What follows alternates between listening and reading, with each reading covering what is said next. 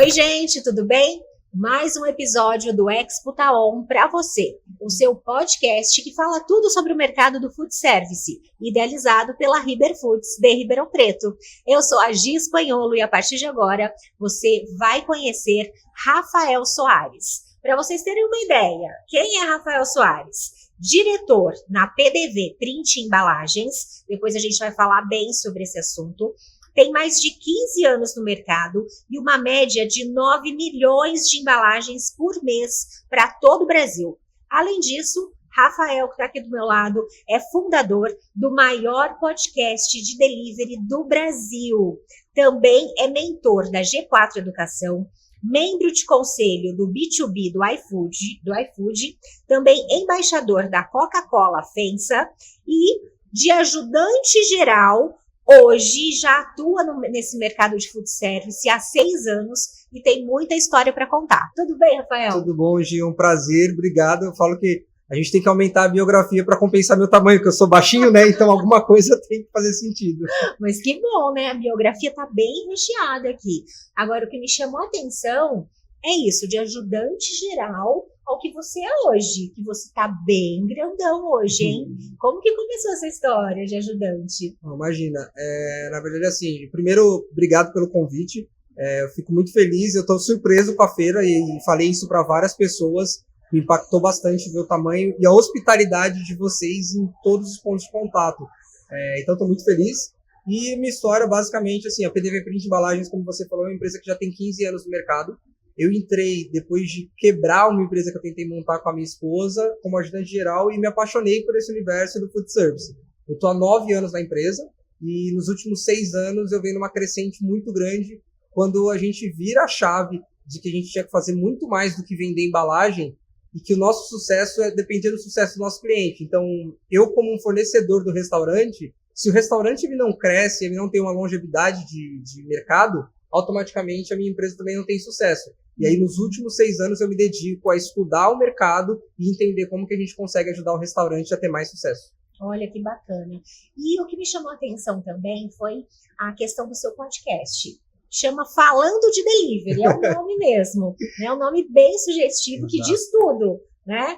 Então, me conta um pouquinho como que surgiu essa ideia. Legal. O Falando de Delivery, ele nasce, de fato, como marca registrada, CNPJ, em 2021. Foi quando, com a pandemia, nós percebemos na empresa de embalagem que teve uma alta muito grande de novos restaurantes. Então, muita gente entrando em contato e falou, eu preciso de embalagem porque eu perdi meu emprego e agora eu estou começando no delivery para tentar manter minha renda, para tentar pagar minhas contas. E aí, um ano depois, né, 2020 para 2021, a gente percebe que a gente perdeu muitos clientes. Vários clientes que compraram no ano anterior não retornaram. E aí eu coloco meu time comercial, eu sou apaixonado por vendas, para ligar e entender o que está acontecendo, se é um concorrente, se é uma falha nossa. E a maioria das respostas foram, olha, eu fali, olha, eu tentei montar um delivery, não deu certo, as coisas não estão indo bem. E aí a gente percebe que o nosso maior concorrente não é uma gráfica. O nosso maior concorrente é a falta de conhecimento e empreendedorismo em gestão. Porque a maioria das pessoas sabiam fazer uma boa comida, tinham muita força de vontade. Só que elas eram funcionárias que foram obrigadas a serem empresárias. E elas não tinham nenhum conhecimento. E aí eu aproveito todo o networking que eu já tinha no mercado, tudo que a gente passou na PDV Print, porque no final do dia eu brinco que muitas coisas só mudam de lugar. Uma empresa é uma empresa, liderança é liderança em qualquer lugar, gestão de indicadores, financeiro. Sim. E eu falo, como que a gente consegue ajudar o mercado? E aí a gente funda, de fato, Falando de Delivery. Hoje nós somos o maior podcast de food delivery. Temos já quase 4 anos e meio no mercado, hoje com mais de 100 episódios no ar, alguns eventos presenciais. Eu faço alguns documentários, então fui para a China no passado estudar o mercado de delivery que está muito evoluído, para a gente contribuir. Não trabalho com nenhum tipo de consultoria, mentoria voltada para o food, porque a gente tem um propósito muito claro. A gente quer democratizar e acessibilizar o acesso mesmo ali à informação de alto nível. Então eu levo marcas como Domino's, Oakberry, que é uma marca que eu sou embaixador, alguns C-levels, presidente do McDonald's no Brasil, para se comunicar com um dono pequeno de restaurante, mas na linguagem dele. Então ele não vai falar de equity, ele não vai falar de valuation, ele vai falar do simples, como que ele faz o balcão operar bem.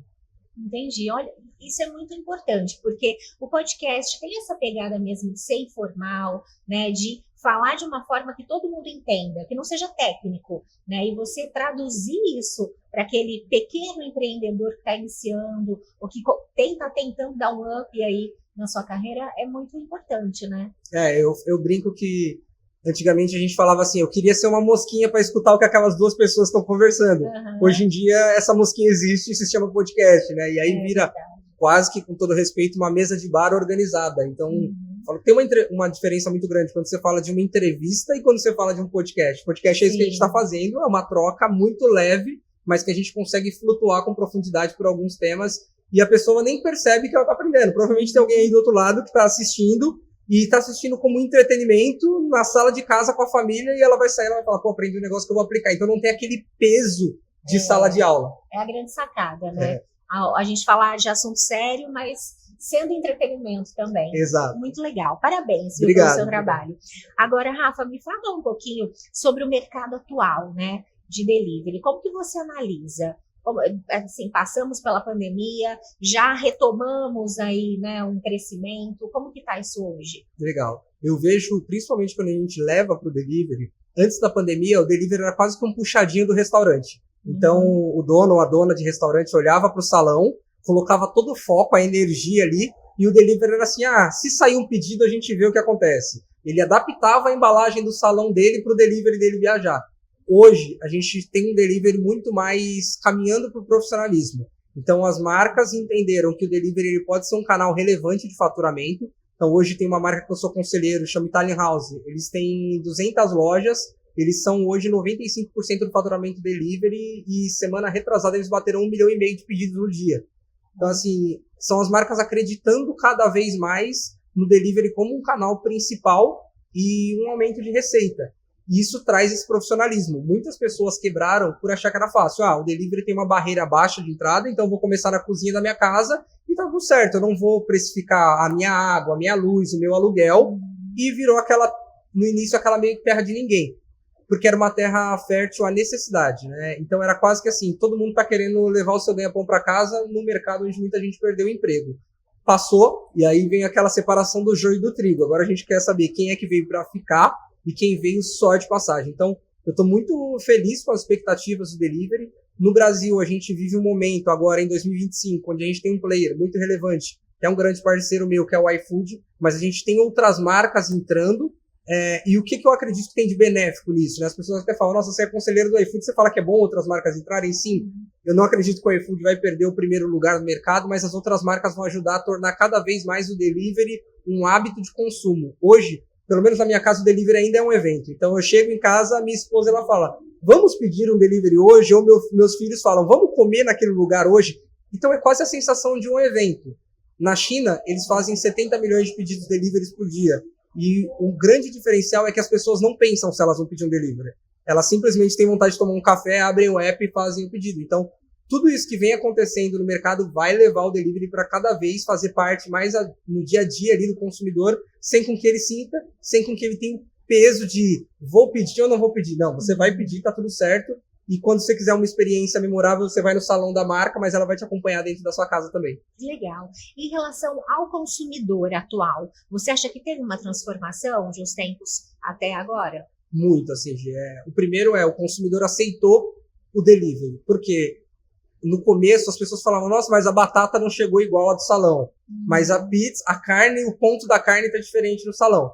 As pessoas entenderam que a ocasião de consumo é diferente. Então, quando você vai no salão, você quer muito provar. Na semana passada eu entrevistei o Jacan do Masterchef e ele falou, a experiência nunca vai ser a mesma. O sabor nunca vai ser o mesmo. E essa é justamente a grande diferença. No delivery as pessoas estão comprando sim produto e sabor, é essencial quem tem restaurante se preocupar, mas ela está comprando conveniência e experiência ali de agilidade também. Então, muitas vezes ela não tem tempo, ou às vezes ela está com um filho doente, ou a pessoa mesmo está doente e fala, cara, eu não quero essa sexta-feira sair para um lugar, eu quero receber na minha casa. Ou numa quarta-feira que não deu tempo de fazer uma comida e a pessoa precisa se alimentar e chegou muito cansada do serviço, ela vai lá e pede delivery como uma válvula de escape. Então, a ocasião é diferente, o consumidor vem entendendo isso cada vez mais e todo esse boom ajuda com que vire esse hábito que eu falei na pergunta anterior, né? Que as pessoas não discutam se elas vão pedir um delivery. É muito claro. Experiência, salão, comodidade em casa. você fala bastante de experiência, Sim, né? Sou apaixonado do por experiência consumidor. do cliente. Que legal. E você acredita que essa questão da experiência do delivery, porque não tem aquela coisa, né, que você já citou, de estar lá no estabelecimento, de ter uma toalha bonita, um vaso de flor bonito à mesa, um garçom simpático e tal. Essa experiência em casa, ela já é sentida pelo consumidor final? Sim, mas é muito desafiadora. Eu falo que a diferença da venda online, o desafio da venda online, Gi, é você transmitir calor humano pela tela de um celular, que é muito difícil. Então, como fazer isso? Como que eu faço, né? No salão eu tenho um garçom me atendendo, eu tenho alguém olhando para mim, eu vejo o brilho no olho que as pessoas fazem as coisas. No delivery tem alguns pilares. Eu acabo puxando um pouco sardinha, não tem como não falar de embalagem. Eu brinco que a embalagem ela é a fachada do restaurante entrando dentro da casa do cliente. E pela embalagem você consegue saber o cuidado que a marca teve. Ela foi bem fechada, ela não foi bem fechada, como que a arte dela foi desenhada, ela conserva o produto, ela me ajuda na hora de comer, porque tem embalagem que você desmonta, ela quase vira um prato, então você não precisa sujar um prato e ter o trabalho de lavar depois. Outro ponto de contato é quase que quando a gente fala de experiência B2B, né? Eu brinco que quando a gente vende de empresa para empresa, o comprador lá na ponta, ele não está tão preocupado com um recadinho à mão. Ele está preocupado se vai chegar no prazo, porque ele precisa colocar aquilo para rodar na empresa. E o delivery é exatamente isso. Então, no salão, a experiência de consumo eu quero ser muito bem atendido, eu quero alguém que me olhe no olho, que me receba bem, que leve minha família até a mesa. No delivery, o primeiro ponto a pessoa tem que me entregar no prazo. Tem uma frase que eu sou apaixonado por frases, então eu tenho um costume de tentar tangibilizar a maioria dos meus pensamentos em uma frase. E tem uma que eu carrego quando eu falo de vendas, que é cada venda começa com uma promessa e termina com uma lembrança. Então a gente não consegue proporcionar uma boa experiência se a gente não cumprir o mínimo de promessa que a gente fez. Então, o que a gente vai entregar, quando a gente vai entregar, como a gente vai entregar, qual que é o prazo. Se a gente começa a fazer isso, esse básico bem feito, automaticamente a gente já tem resultado. Porque hoje as pessoas falam, talvez você já tenha feito essa pergunta, eu me fiz bastante, o delivery está saturado, tem vários players, principalmente quando a gente vai para a capital. Só que quando eu preciso pensar em 5 hamburguerias que eu tenho confiança, na maioria das vezes eu não consigo. Eu tenho uma que a comida é boa, mas a entrega atrasa, uma que a entrega é rápida, mas a comida não é tão boa, então eu não tenho tanta gama para escolher. Então quem faz o básico perfeito, eu falo que o básico bem feito é passado, agora a gente tem o básico perfeito. Quem faz o básico perfeito já está proporcionando uma experiência muito melhor. E essa questão de humanizar o delivery, eu acho muito importante, né? Porque é uma coisa que me pega muito. Eu, assim, para você ter uma ideia, vou citar só um exemplo. Esses tempos eu fiz uma compra, né, de uma loja que eu não conhecia mesmo, nunca tinha ouvido falar, descobri por acaso na internet e tal, mas achei o produto interessante e comprei. Primeiro, chegou super rápido, que é o que você falou, né? Segundo, super bem embalado. Terceiro, quando eu abri a embalagem, além do produto intacto, de boa qualidade e tudo mais, tinha uma cartinha escrita à mão. E com coração ainda. Aquilo me ganhou. Tanto que eu tô contando agora, né? Legal. Então, acho que é bem interessante. Foi pedido de delivery de comida? Não foi de comida. Isso é bem legal, porque eu acho que esse exemplo tangibiliza aquilo que a gente fala. Como que a gente transmite calor humano pela tela do celular, né? Aí foi um recado à mão. Olha, eu adoro o tema humanização, porque foi assim que eu fiz boa parte da minha carreira, né? Eu vim dentro de uma empresa, que é a PDV Print, que quando eu entrei tinham 7 funcionários, então a gente tinha um prédio de 250 metros quadrados, hoje a nossa fábrica tem 3.000 metros quadrados, e qual que é a única arma que a gente tinha para crescer? Era um celular e alguém que tivesse coragem de aparecer à frente da câmera. Eu sempre gostei muito de comunicação e tomei à frente desse papel, mas hoje eu acho que todos somos uma marca. Então, a barreira de entrada é muito baixa, né? O celular, ele democratiza esse acesso. E tanto a gente vê a importância disso, que hoje se a gente abre a televisão, a gente vê o João Adib, né, que está à frente da CIMED, uma empresa mega tradicional, com valores astronômicos, mas ele faz questão de colocar todo dia na agenda dele um tempo para ele gravar um story, para ele aparecer num programa de televisão. Porque ele já entendeu essa importância. A gente olha hoje, tem grandes players no mercado, por exemplo, Virgínia e Boca Rosa. Elas eram creators, então eram simplesmente influenciadoras que ficaram tão grandes a ponto de criar marcas próprias dela e passarem outras grandes tradicionais. Então, eu acredito que quem tem uma marca hoje tem que entender, cara, como que eu faço esse movimento inverso? E nisso, você falou do recado à mão, acho que tem um ponto muito grande. Uma marca pequena, o brasileiro, ele a gente tem várias questões do Brasil para se falar, mas eu acho que a gente acaba exaltando as negativas e esquecendo as positivas. O brasileiro, ele tem muito esse senso de empatia. E quando alguém coloca um celular e fala, gente, olha, eu sou aqui do bairro tal, estou começando meu delivery, essa é a minha operação, minha equipe está toda a postos, e você vê que é um negócio que não é mega estruturado, mas tem muita força de vontade, tem uma família querendo começar a dar certo, o consumidor ele vai falar, ele vai olhar para uma grande rede e vai falar assim, cara, a grande rede tem muito pedido, eu vou ajudar o pequeno. Quando você manda um recado à mão, por conta do volume, a grande rede não consegue, porque a gente está falando de 500, 600 pedidos numa noite. O restaurante que tem 100 pedidos, ele consegue parar meia hora antes e escrever o recado à mão e deixar pronto só para colocar o nome na hora que sai o pedido. Então, a humanização, ela toca em pontos que a maioria das grandes marcas não conseguem tocar por causa do volume. Que legal. Falando experiência, há experiência sem liderança? Não. Seu time nunca vai transmitir para o seu cliente uma experiência que ele não sente. Então, muitas vezes eu vejo, quando a gente olha para esse mercado, que é um mercado que os empreendedores e as empreendedoras foram forjados, né? Eles não fizeram um planejamento, um business plan para conseguir empreender. Eles simplesmente perderam o emprego e montaram alguma coisa. Eles não sabem também liderar.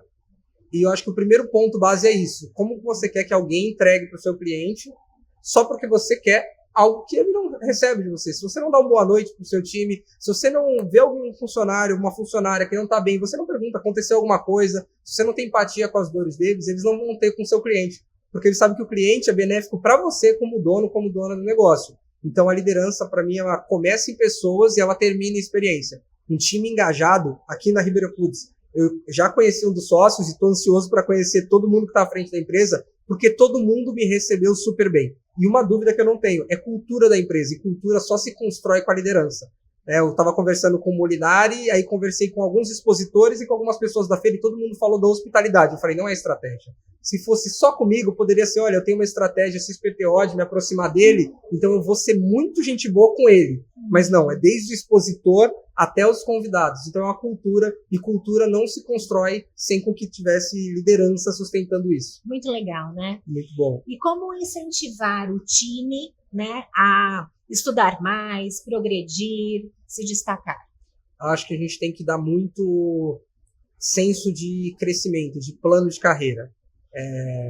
A gente vive um momento onde a mão de obra está sendo muito questionada, e aí eu gosto de fazer uma provocação que é, será que a mão de obra está ruim ou a liderança que não está preparada? Porque o Brasil é um país de pequenos e médios empreendedores, e não tem nada de errado com isso, mas o pequeno e médio ele não sabe liderar tão bem. Então, às vezes, é mais fácil a gente criticar o time do que a gente se olhar como líder. E uma das coisas que eu gosto é mostrar para o time onde ele pode chegar. Eu falo isso porque eu acabei sendo um case de intraempreendedorismo. E eu tive isso muito claro do Ismael, que é o fundador da PDV Print. Eu entrei como ajudante geral, mas eu sempre tinha uma visão de futuro. Eu sempre tinha uma visão de oportunidade. E a gente sempre contratou muito mais caráter do que habilidade. Né? Habilidade a gente treina, caráter é muito difícil da gente mudar. Então, eu acredito que dar essa visão para o time de onde ele pode chegar, às vezes a gente não sabe de onde a pessoa veio. Existe uma coisa chamada crença limitante que por muitos anos eu tive na minha cabeça. Então eu olhava as pessoas com um carro legal, fazendo uma viagem legal, e eu não me permitia sonhar. E a partir do momento que alguém destravou isso na minha cabeça, eu passei a correr muito mais atrás dos meus sonhos, porque eu entendi que eu seria possível de chegar lá. Olha que interessante, né? Agora eu vou te fazer aquela pergunta que não quer Que calar, medo. né? Você, da PDV, me fala, o que é melhor, a embalagem bonita ou a funcional? Nossa. Eu vou falar por onde começa e qual que deve ser o ideal, tá? Eu acho que sempre a gente começa pela funcional e termina na bonita.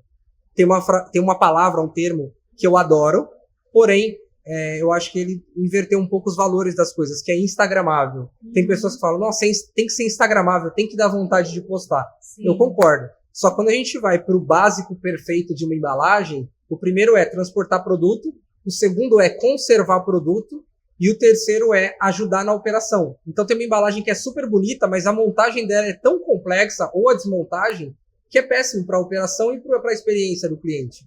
E eu vejo que hoje tem muitos restaurantes que eles têm embalagens lindas, que a arquitetura da embalagem, o design da embalagem são incríveis, só que não conserva produto, só que no transporte acaba vazando, e aí você volta para não fazer o básico. Você está preocupando em fazer muita pirotecnia, mas não está entregando o mínimo. Quando o cliente compra, uma embalagem bonita é algo surpreendente. mas o que ele quer é que o produto dele chegue o mais próximo do salão. Então, se a sua embalagem não cumpre os papéis básicos, não adianta você gastar dinheiro com design para ela ficar bonita. Então tem que ser uma progressão aí. Exato. Começa com o básico bem feito. Exatamente. Né? Que legal. Agora, Rafa, me fala o que você imagina para o mercado de delivery para os próximos anos aí. Legal. Eu acredito muito nessa construção de hábito. Eu acho que hoje a gente já tem essa clareza. O iFood, como principal player, já chegou à marca de mais de 100 milhões de pedidos por mês. Então, isso mostra a evolução do mercado como um todo. Com as novas marcas entrando no mercado, o mercado fica mais aquecido e a gente vai viver aquele hábito de não ter que tomar uma decisão do delivery. E eu acho que o grande ponto de virada de chave vai ser no restaurante se profissionalizar. Porque eu escutei uma vez de um cara, o Rodrigo Barros, CEO da Boali, ele falando sobre a categoria de alimentação saudável. Ele falou assim, é uma categoria que ela é muito pequena no Brasil hoje. Então, o que eu preciso? Eu não preciso não ter concorrentes. Eu preciso de concorrentes que façam um bom trabalho para o consumidor acreditar na alimentação saudável. Quando eu vou para outro mercado, que é o mercado de açaí, hoje eu sou embaixador da Oakberry, e um dado muito forte é que, de forma frequente, mês a mês, menos de 3% da população brasileira toma açaí. É muito pouco. E aí, quando eu converso com o Jorge, o fundador da marca, ele fala assim, cara, eu não estou preocupado com quem abriu uma açaí ali na esquina. Eu só estou preocupado se esse cara está fazendo um bom trabalho. Por quê? Às vezes uma pessoa que nunca tomou açaí na vida vai tomar. E se a experiência dele for negativa, ele nunca mais volta. Sim. Você concorda que se você pedir uma pizza em uma pizzaria e não for boa, na outra semana você pede pizza, você só troca de pizzaria. Agora vamos falar que nasceu um produto novo, Morango do Amor, e a sua primeira experiência com Morango do Amor for ruim. Você não troca de loja, você troca o produto. Vai achar que é ruim mesmo, Exato. Né? Então o delivery eu acredito que ele vai crescer muito, mas os restaurantes precisam sempre entregar mais. Parar de olhar para o concorrente e focar no cliente. A gente não vai pedir todo dia no mesmo lugar, mas se a gente tiver essa frequência de mês a mês, todo mundo cresce. Que legal. Rafa, muito obrigada por ter você aqui. Estou adorando o nosso bate-papo. Já fica o convite aí para você voltar sempre. Riber Foods está de braços abertos para você. Claro, muito obrigado. É um prazer e parabéns pelo seu trabalho. Eu acho que as pessoas não têm noção. Tá rolando uma feira lá fora, você abre mão da feira para estar aqui dentro, para simplesmente cumprir um propósito, né? Tem pessoas que estão assistindo a gente que não conseguiram estar aqui. E através do seu trabalho elas vão conseguir aprender juntos. Então, parabéns. Com certeza. E olha, gente, receber um elogio desse, vindo do Rafael, que tem o maior podcast que fala de delivery. Nossa, que honra. Muito obrigada. Obrigado, viu? Parabéns. Já fica a dica, você que não segue ainda, falando de delivery. É isso aí. Rafa? Tamo junto. Obrigada. E assim nós finalizamos mais um episódio do seu Expo Taon. Muito obrigada pela sua companhia de sempre. Tchau, tchau e até a próxima.